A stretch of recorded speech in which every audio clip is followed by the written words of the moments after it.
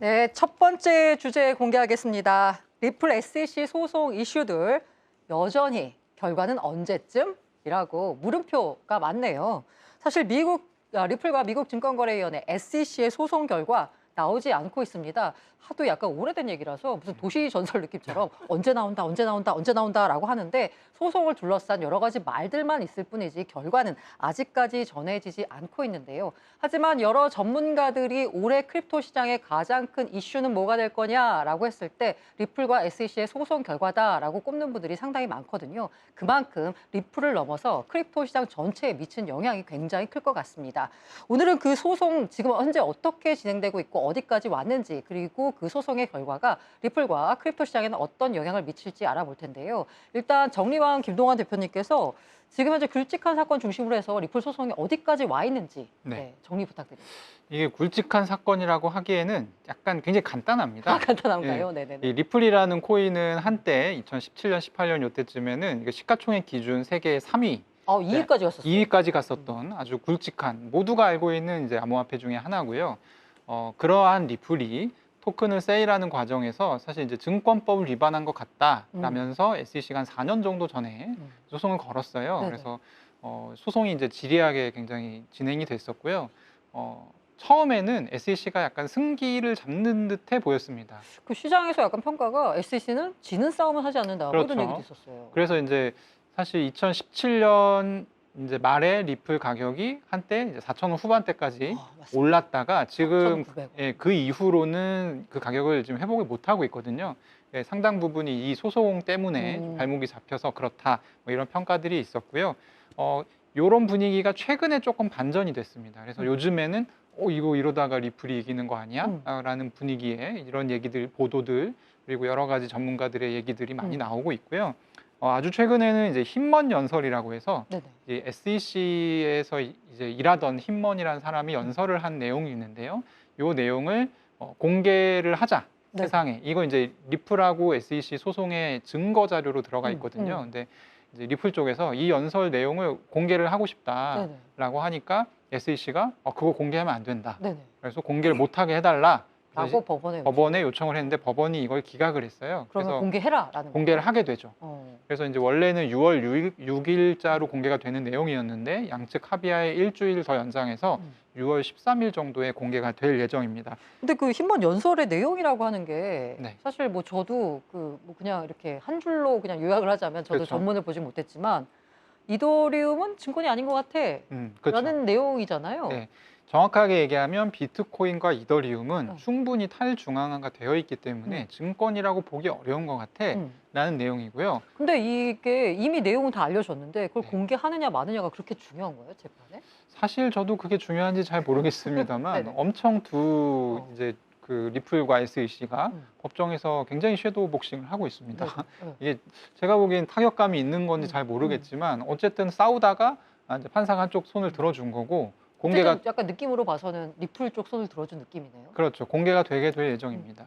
아니 그럼 이사님 이제 힘먼 연설의 내용이라고 하는 게 그렇게 완전 중요한 내용인가 싶은 생각이 드는데 이게 어떤 의미가 있길래 이게 어떻게 보면은 게임 체인저가 될 수도 있고 게임 체인저. 근데 어떻게 보면 양측의 주장을 보면 사실은 다 일리가 있어요. 어느 한쪽이 압도적으로 이기지 않는 상황이다 보니까 이거 하나라도 일단 가져가자. 그러니까 무언가 하나의 꼭지라도 지금은 더 있는 게 윈윈인 거죠. 그리고 이거를 또 단편적으로 단순하게 그냥 유리하다라고 판단할 수는 없는 건 이전에도 사실은 이 내용은 다 알려져 있잖아요. 근데 이전 SEC가 이제 리플 쪽의 이 대화에 대해서 이제 반응을 한 걸 보면은 죄송합니다.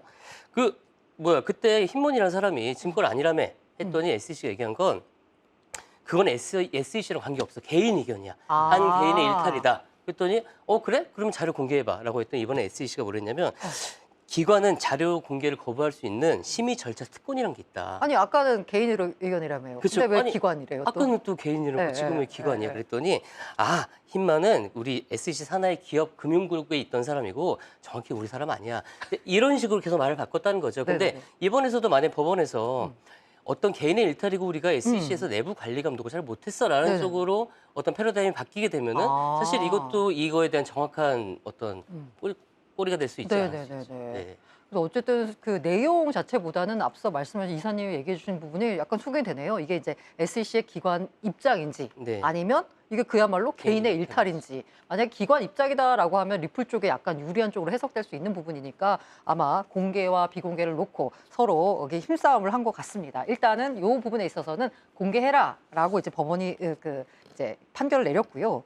그 다음에 이제 또 나온 얘기가 최근에 나온 얘기 중에 재밌는 얘기 중에 하나가 저 이걸 봤어요. 리플의 뭐 전 임원이긴 합니다만은 지금 현재 그 탈중앙화 관련돼 가지고 가장 문제가 되고 있는 부분이 에스크로 계좌에 들어있는 그 한 과반 정도가 되는 그 XRP 요거 때문에 사실 중앙화 이슈가 좀 되는 거잖아요. 맞습니다. 그러니까 전 임원이긴 하지만 전 임원이 그 XRP 그거 소각해라.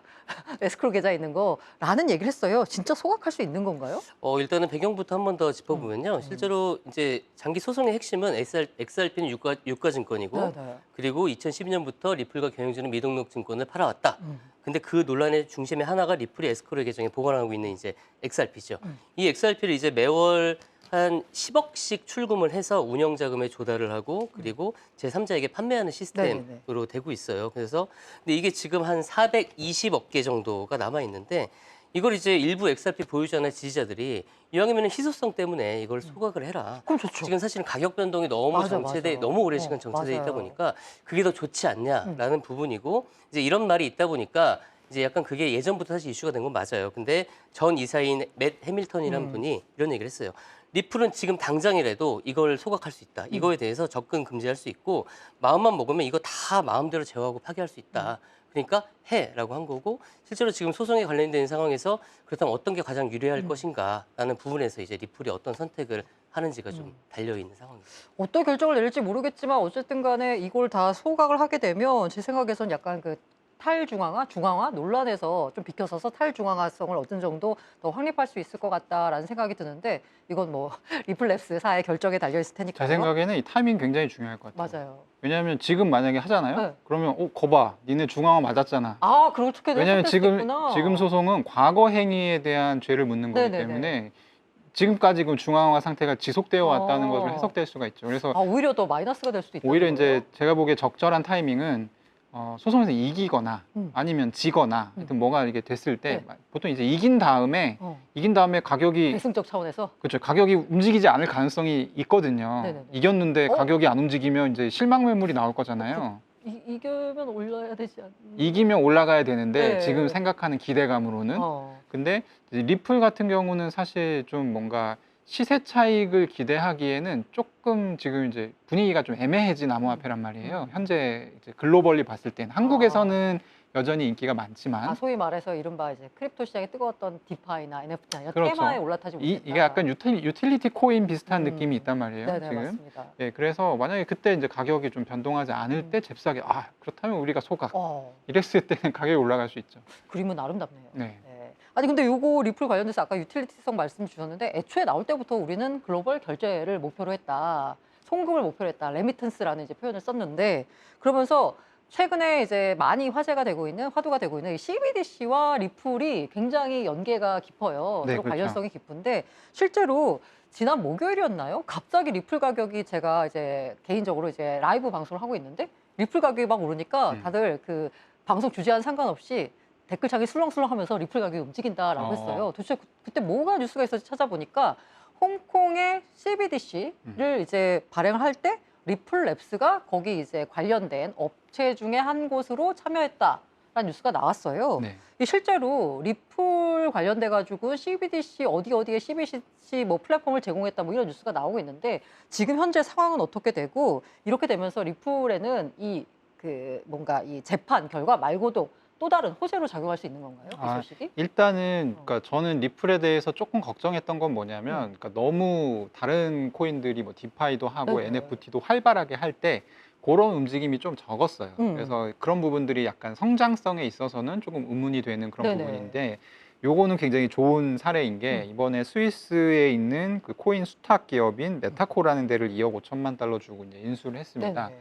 그리고 자체 CBDC 말하자면 플랫폼을 만들었어요. 그래서 어느 나라에 국한해서 뭐 되는 게 아니라 이거를 이제 사가 가지고 어느 나라든 쓸 수 있게끔 그래서 벌써 지금 팔라우라든지 아니면 이제 우리 보통 행복의 나라로 알고 있는 부탄, 네네네. 부탄에도 이제 한국은행 같은 게 있나 봐요. 그래서 당연히 있겠죠. 예, 거기서 이제 이 리플이랑 같이 한다라고 하더라고요. 그래서 이런 소국들, 그러니까 나 크기가 크지 않은 국가들, 그러니까 이런 자체적으로 CBDC 망을 뭔가 구축하는데 너무 돈이 많이 드는 그렇죠. 조금 부담인 힘든 나라들은 어. 저 좀 생각해 볼 수 있겠다라는 생각이 들어요. 그래서 그렇게 되게 되면 사실 미국에서 소송을 지더라도 조금 약간 완충적인 역할을 해줄 수 있죠. 그러네요. 어쨌든 쓰임새가 있고 뭔가 역할이 있는 거니까요. 그런데 이제 미국의 규제 압박이 너무 심하다 보니까 브래드 갈링하우스 리플 CEO 같은 경우에는 틈만 나면은 자꾸 이렇게 규제 심하게 하면 우리 미국 떠날 거야 라는 말을 하고 있습니다. 진짜로 미국 떠날 수 있나요?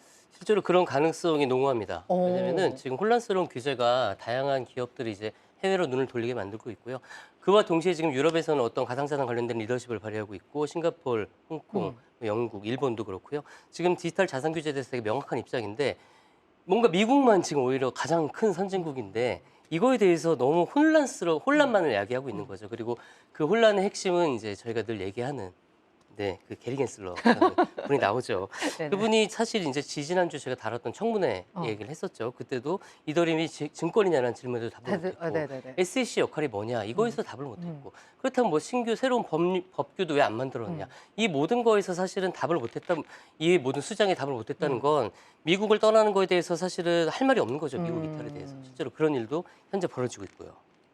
최근에 그래서 보니까 크립토 이제 관련된 연합체에서 이렇게 계속 미국이 규제 이슈에서 너무나 이제 크립토 기업을 압박하고 모호한 입장을 취하다가는 우리가 미국이 크립토 업계 어떤 이니셔티브를 놓칠 수 있다라면서 우려감을 표하는 성명을 발표하기도 했습니다. 어쨌든 미국이 어떤 입장을 취할지 지켜봐야 될 텐데 어쨌든 투자자 입장에서 궁금한 건 사실 가격이죠. 그래서 제가 역시나 너무 좀 거칠지만 여쭤보도록 하겠습니다. 자, 리플 일단 소송 결과 어떻게 예측하시는지 여쭤보겠습니다. 뭐 리플 승, SEC 승, 무승부 뭐 이렇게 될 수 있겠죠. 자, 하나, 둘, 셋. 합의라고 생각합니다. 저도 합의. 두 분 다 합의네요. 합의. 근데 합의는 사실상 네네. 이제 리플의 승리를 말하죠. 왜냐하면 네네. 지금까지 할 그러니까 거면 진작하지 왜? 합의를 굉장히 SEC가 잘 쓰거든요. 네네네.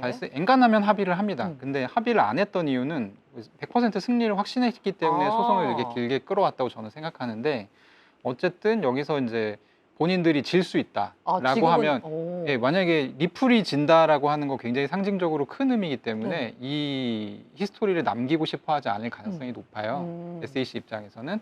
그래서 패소라기보다는 합의의 형태로 아마 끝날 가능성이 높지 않나. 그럼 비슷한 이유로 이사님도 역시나 합의를 전망하시는 네, 거고요. 그러니까는 말씀하신 것처럼 이기면 당연히 올라갈 거고 네네네. 그리고 합의를 해도 이건 사실 이긴 거나 불렸기 다름없다. 때문에 올라갈 거고 그리고 만약 지더라도 그렇게 많이 떨어지지 않을 거예요.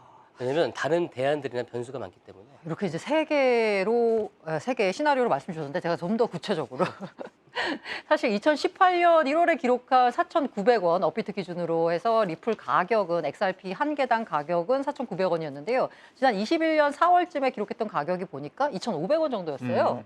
그 이후로 계속 이제 1,000원을 못 넘고 있는데 동전 코인을 기록하고 있는데 자 소송의 결과가 나오면 XRP 가격은 이전 고점인 2,500원을 돌파할 것이다, 못할 것이다.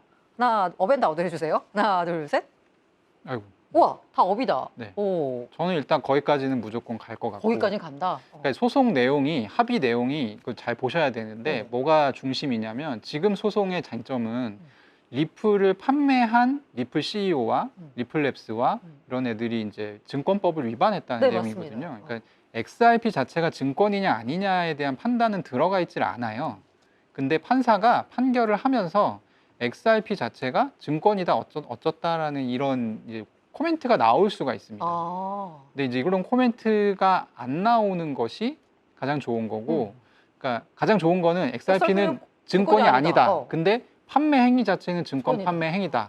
이러면은 이제 사실 양쪽이 다 해피한 거죠. 투자자는 내 돈 안 깎이는 거고, SEC는 소송에서 이겨서 이제 소송 돈 받을 수 있으니까 좋고. 근데 중요한 거는 이제 XRP에 대해서 증권이 아니다라는 얘기 말고 증권이다라고 얘기를 하거나 아니면 XRP의 증권성에 대해서 밝히지 않을 경우에는 2차 소송이 들어갈 수가 있습니다. 가령 이제 그 리플 판매분 2차 판매분 전액에 대해서 SEC가 뭐 소송 너네 잘못했으니까 이제 돈 내야지 이렇게 소송을 할 수가 있죠. 또 하나는 이제 만약에 정말 재수 없는 경우는 제가 제일 싫어하는 경우는 뭐냐면 이거를 정식 재판을 회부시켜 버리는 거예요. 네. 지금 약식 재판이거든요. 네네네. 정식 재판에 이제 배심원들 오세요 해가지고 회부시키면 지금까지 소송한 거만큼 시간이 더 걸릴 수 있습니다. 그럼 도대체 언제 나온다는 거예요, 결국? 그럼 이제 제 아들 딸 정도가 이제 옛날에 이런 일이 있었다면서요? 뭐 이런 식으로 얘기하게 될 수도 있는. 네, 아무튼 이 빨리 리플은요, 뭔가 이 소송 결과가 빨리 좀 마무리가 됐으면 하는 바람이고요. 지금 다 합의를 전망하셨는데 어떤 결과가 나오든 리플과 크립토 시장 전반에 약간 뭔가 악재를 작용하지 않았으면 하는 바람입니다. 그리고 두 분 모두 다 상승을 2,500원 전고점 회복을 예측하셨기 때문에 좋은 결과를 한번 기대해 보겠습니다. 자, 이어서 두 번째 주제 보도록 하겠습니다.